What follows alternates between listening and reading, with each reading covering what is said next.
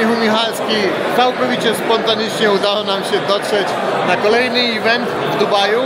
To jest hackathon, konkretnie on się nazywa Hack Season Conference. Jest on robiony co roku, widać, że tutaj jest więcej projektów. To jest straszny hałas, a zapomniałem mikrofonu, także nie wiem, czy uda mi się w ogóle cokolwiek z tego wycisnąć. No ale zobaczymy.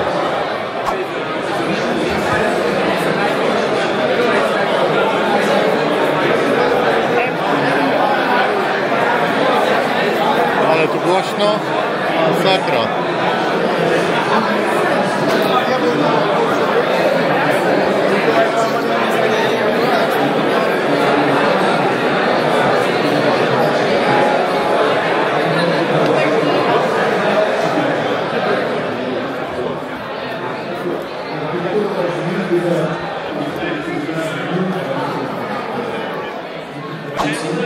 Or gets sustainable yields, because there's quite a few trendy new yielding funds around, but it never lasts. Like it lasts a month, 2 months or something. The thing we have on this program. Thank you so much. Wonderful presentations here. Thank you. Appreciate it. Round of applause, please. Okay, we got 2 more keynotes to go through. But I'd like to present as limited as possible. Whoever listens will be getting an Airdrop. Yeah. Awesome. I'm Ram. I'm one of the core contributors at Open Ledger. I'm going to talk about a topic where we believe the future of AI is specialized and it's not generalized. Right? And if you look at the AI sector, right, it's mainly split between 3 different components. It starts with compute, there is data and models. And this is how the traditional space also works as well. If you look at the 3 years back when ChatGPT happened, there was enough compute that was provided by NVIDIA. There was enough data that was available and enabled by OpenAI, so the models was good. And I think most of the models today are pretty much trained on input data, and the requirement for very basic, generalized internet data is enough. It's done. I think we've reached the epitome of that. But what we really need over here is how can we get specialized data sets? How can we get data sets which are very unique, data sets which are among skilled people, data sets that can make AI much more personalized, right? That's what we're all looking for. Nie wiem, czy będzie cokolwiek słychać, ponieważ nie mam mikrofonu, a jest strasznie głośno. Tutaj akurat mamy Open Ledger. Ciężko cokolwiek w ogóle zrozumieć, zobaczymy jak będzie jakość dźwięku na nagraniu. No taki spontaniczny event w sumie. Szkoda, że nie wiedziałem wcześniej, że to się tutaj będzie odbywać. Zobaczymy, przyjdziemy po stoiskach, tutaj widzę, że jest trochę więcej różnych projektów. Także zobaczymy, może uda nam się kogoś złapać ciekawego. Akurat mijałem się z ludźmi z Lumia przy wyjściu. Tutaj jeszcze za 2 godzinki się to wszystko kończy, także w sumie to za dużo się nie załapaliśmy już. Tutaj mamy Lumia, już się wymieniliśmy kontaktami, zresztą wczoraj nagrywałem. Jest również Supra. Tutaj jest jakiś upscale. I próbuję zebrać kontakty, na jakie kolejne side eventy tutaj ludzie będą szli. Bo kurczę, samemu nie da się tak wszystkiego to znaleźć. Spear,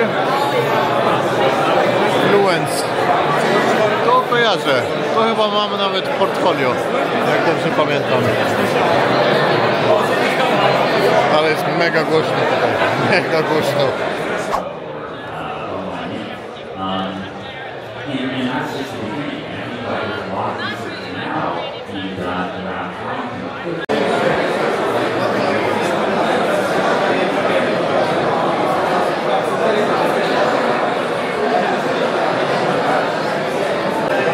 Tutaj mamy coś interesującego, jakieś kolejne karty krypto. Nawet nie wiedziałem, a w sumie mam już tą kartę. To znaczy mam tą kartę, ale to jest karta połączona, która jest z portfelem, a pod spodem używają ich technologii. Także wymieniliśmy się kontaktami i zobaczymy, co z tego wyjdzie. Ciekawa sprawa. Mówię o Cozy Wallet, który pewnie też niedługo zobaczycie u mnie na kanale. A tutaj możecie zobaczyć venue. Latający ten delfin, czy co to foka. To jest Museum of Future. On tak sobie lata, czy jest przywiązany na czymś? Lata normalnie. Ma takie śmigiełka, płetwy, kręci i se tak lata. Bez żadnej linki. Zajebiste, to tylko w Dubaju takie rzeczy. Musisz bluzgać? I'm sorry. From the personal development aspect, we cannot succeed. And I think that's where I make my greatest contribution. Right, and I think it's also an interesting part of your journey, which we were just discussing, that you have interviewed more than 1,000 people. I have about 1,500 of those. I have done over 500 keynotes everywhere, from the United Nations to parliaments to banks to institutions. I've spoken at this venue at least 5 to 6 times. Actually, I was part of the launch team of the Museum of the Future 2.5 years ago. Do you have the video working here with us?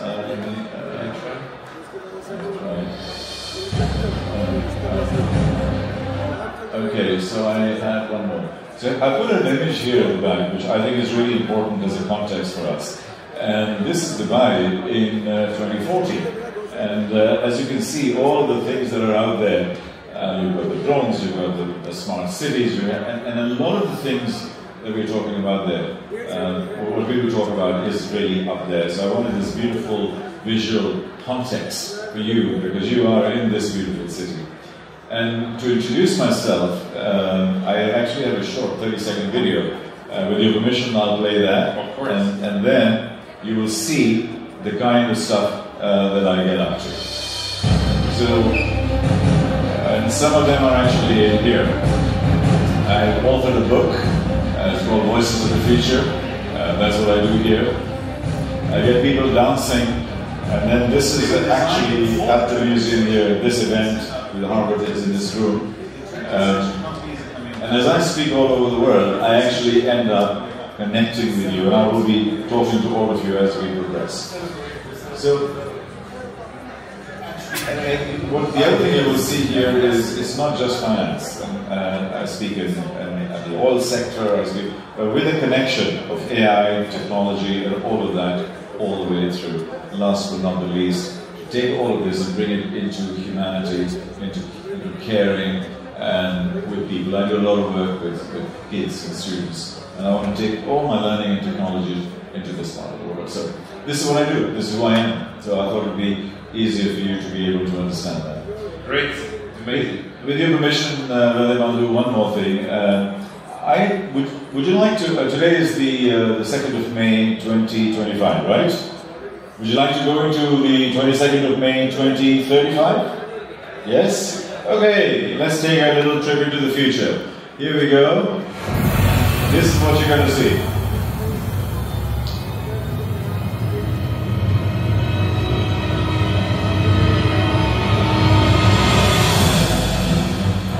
This is already happening, and this is fundamentally going to change stuff. This is very cool because there's so many different people here. We can cross-fertilize the language. Very important for us. Our superpowers can be brought in. A little bit enthusiastic here.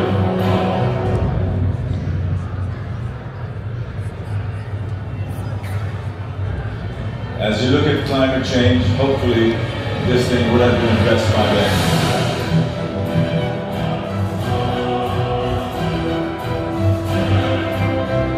Medical science will completely change, and we'll talk about that in terms of longevity, healthcare, etc.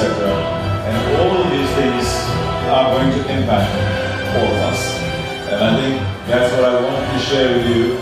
By the way, most of this has already happened, so I actually say that the future has already happened.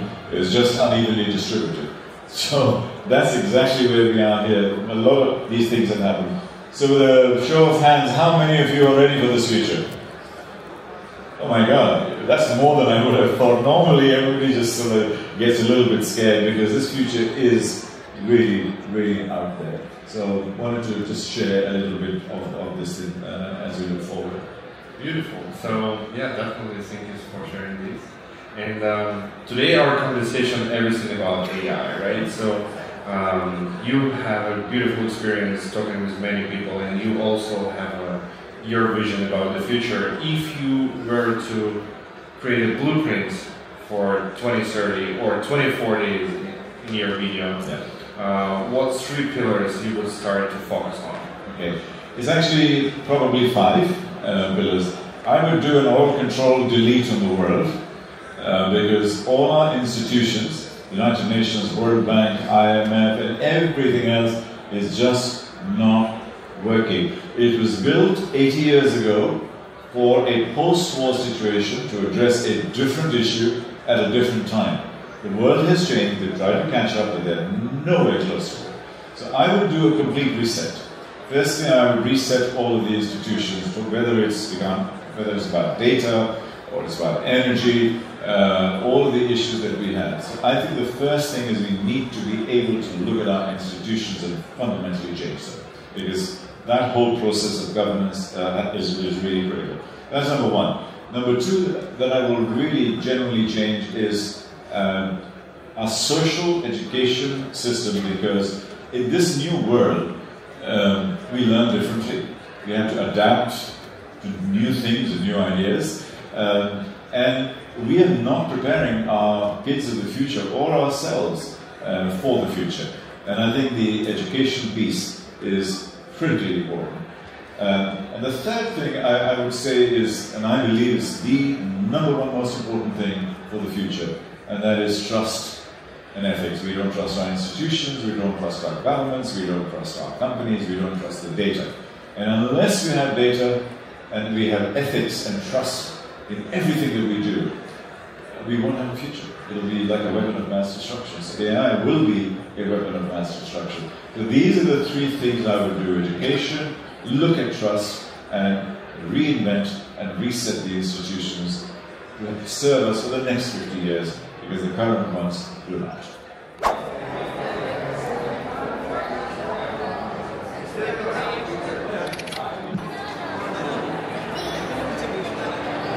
W ogóle to jesteśmy w Muzeum Przyszłości, ale w tym momencie to już jest przeszłość. Kończymy ten sidequest i lecimy dalej. Pozdrów.